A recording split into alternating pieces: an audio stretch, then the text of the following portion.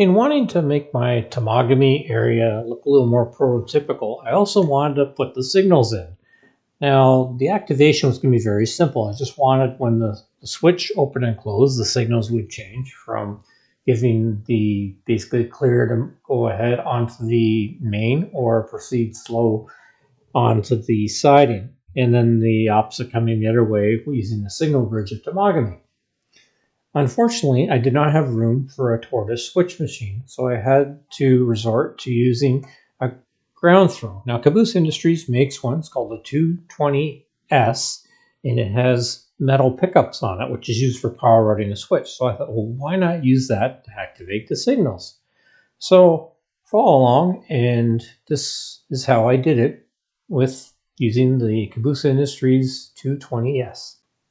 So here's what the switch looks like when it comes in the package. And just a word of advice, you might want to follow a YouTuber. I'll leave a link to the one I follow because these things are very finicky. Matter of fact, I fouled up the first one.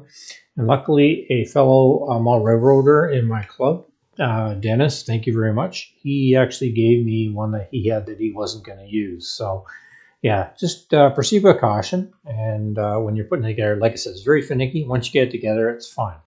Next up, I had to drill quite a deep hole in my layout. And the reason I couldn't use a tortoise is because it was a very deep hole indeed. So I would have had to use a major extension, which may have worked, but really for the purpose of this exercise, the Groundthrow was a better choice. The other thing I had to figure out was how the heck did I wire this up? Well, fortunately, I found online, I believe it's Azatrax LLC, as it says on the bottom there. And I found this basically on the web. And it's a great diagram showing you how you hook it up. So basically, if you follow along there, you can see from the positive connection from your power supply, DC power supply, you run to the resistor and then into your signal. And then the negative runs into the middle metal thing on this Groundthrow, or the common. And then whichever one is going to be green goes to green, and whichever is going to be red or whatever colors you use goes to that one. And you can play with the switch in that. And just bring up the speed on what switch I used. I used a Pico Code 83 switch on this project. To complicate matters further, I didn't just have one signal, I had two. I had the approach signal, which you can see here, and then also right here, the bridge signal. So my diagram is going to have to be a little bit more complex, so I had to do up my own schematic based upon the one I showed you, but modified slightly.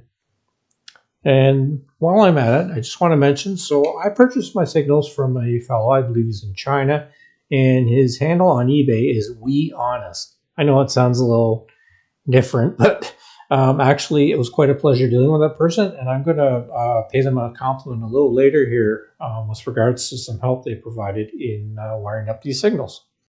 So here's my schematic, and yes, it's definitely more complicated for a number of reasons. I also failed to mention I've also got LEDs on my fascia.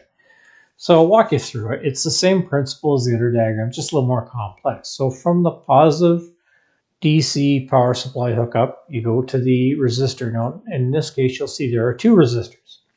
I ran into an issue where I couldn't get the green signal working with the red and so on, and I couldn't figure out why, and off of the same resistor.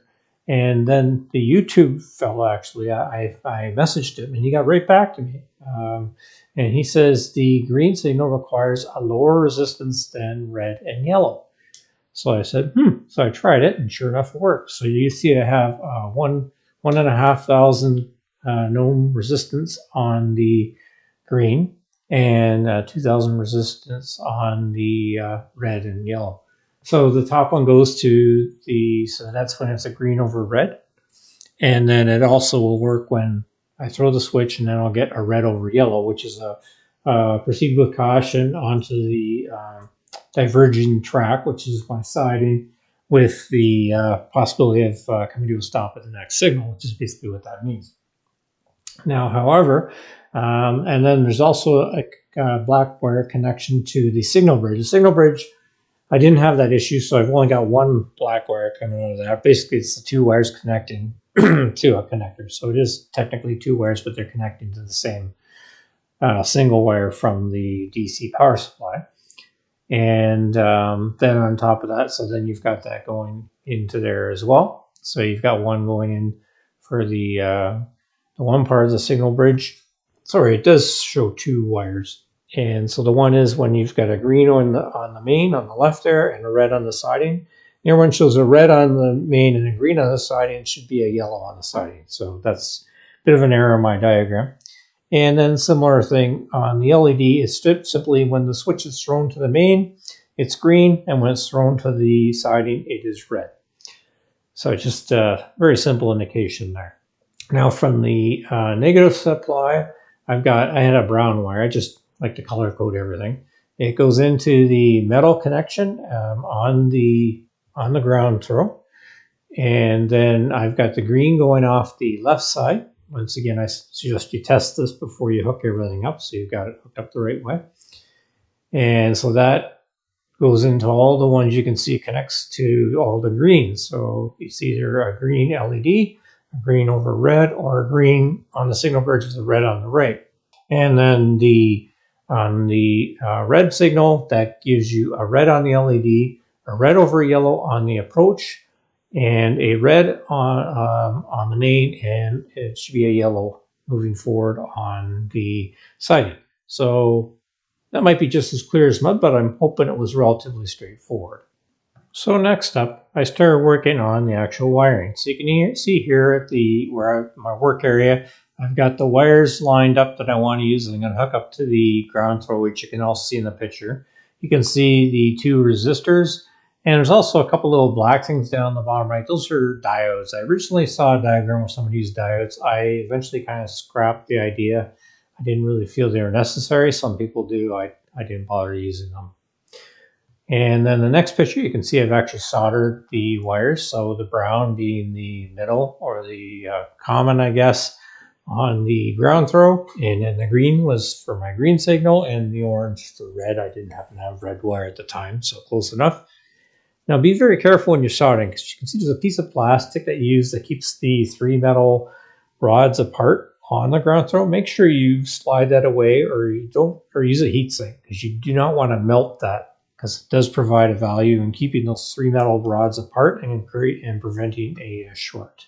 With the assistance of my wonderful wife, you can see here that I am testing it out to see if it works, and lo and behold, it works.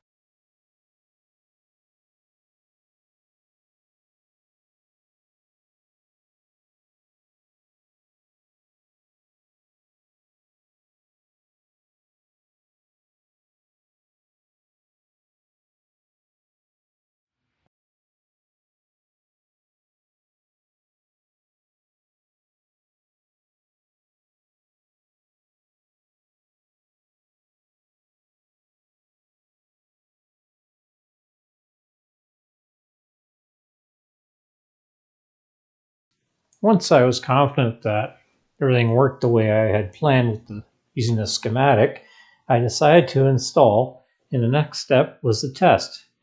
To initially test, I used my old MRC throttle when I used to have a DC layout, and I used the DC accessory on that. Later on, once I got it working, I actually switched to a DC adapter. One little word of advice, and I learned this from a fellow model railroader, is that if you have any of these extra things around and you no longer have the device it came with, don't throw it out. Keep them. They're really handy for model railroading. I'm now using two of these little DC things. You just strip the wires at the end where there used to be a hookup plug to the device, like the shaver or whatever you had, and then you just connect it to your thing you want to do, whether it's lights or what have you, or powering your shortest machines.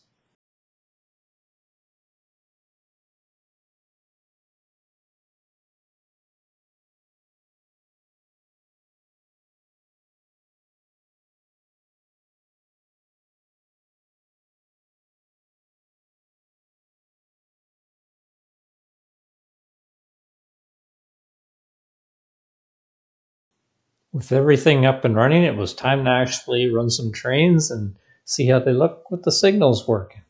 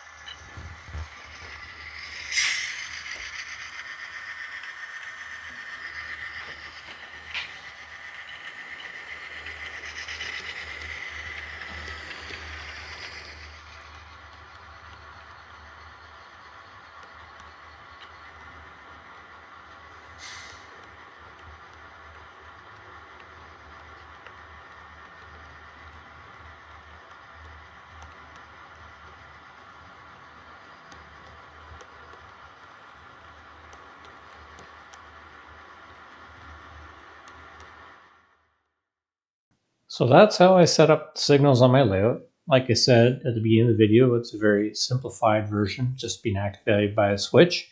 If you want to get a little more technical and be using sensors or block signaling or whatever, then that's something you'd have to look into further, maybe using an Arduino or something. But anyway, I hope you enjoyed the video, and that's it for now. If you enjoyed watching this video, please click like, and if you want to see more videos on model trains and real trains, please subscribe now.